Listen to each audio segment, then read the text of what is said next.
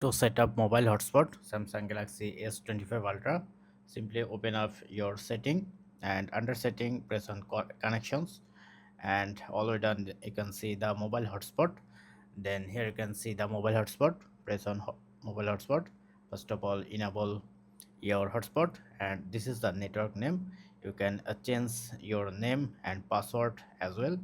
So I am using this name and password. Now if I go back to my another mobile and if I try to search, then you can see my S25 Ultra is available. Now if you press on this icon, then you have to enter your password.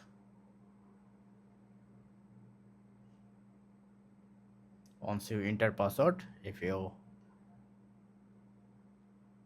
then it's connected with my